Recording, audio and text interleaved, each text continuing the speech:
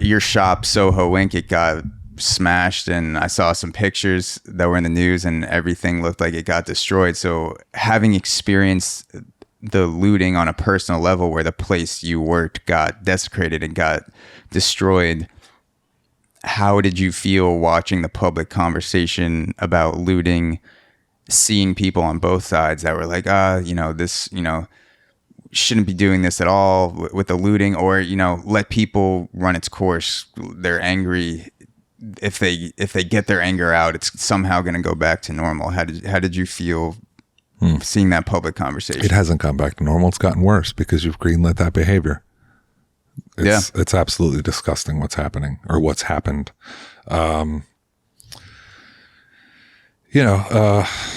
supported support the whole movement that was going on in BLM, and it started out as a beautiful thing. But the moment that the riots happened and the looting and the violence, then it lost its momentum.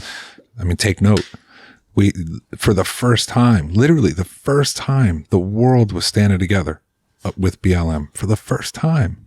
As soon as the riots started happening, Europeans stopped. They wanted nothing to do with it anymore, because it's no longer a movement of change. You're literally looting. That's all that happened in the city. Literally. So my shop got broken into. I was there within a half hour. I was fighting people till 5 a.m, stopping them from coming into my shop and looting it some more.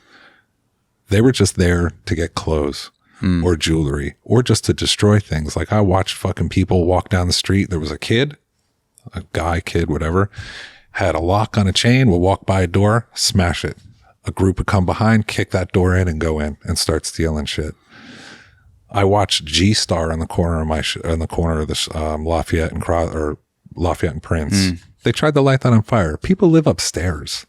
Why are you trying to burn a fucking building down? Yeah. What kind of change is that going to make? Yeah, that's a good point. 90% of the buildings in New York are residential in some aspect.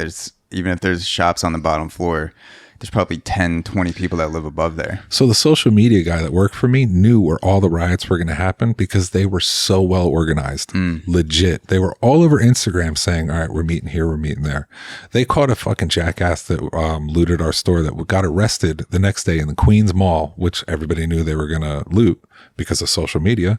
They arrested this guy. The reason they knew he stole from our store, Soho Inc. hat, Soho Inc. shirt, Soho Inc. sweatpants. They asked him where he got it. Long story short, they won't even prosecute him. I have him on camera doing it. They won't prosecute. Really? Yeah. Did you know that now in New York City, it's okay for somebody to walk into my shop and fucking rob me at gunpoint, as long as it's not loaded, and they won't prosecute him?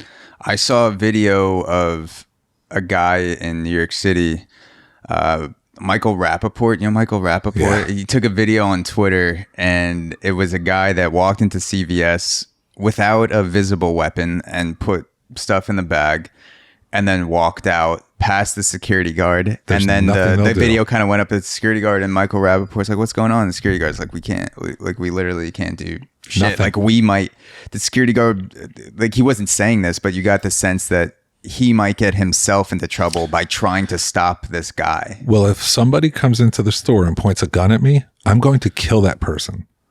Yeah. Self-defense. But if somebody comes into my shop again with a gun, robs us at gunpoint, I'm supposed to judge whether that gun's loaded or not. If I kill that person or harm that person, I'm going to jail, not them. It's fucking insane.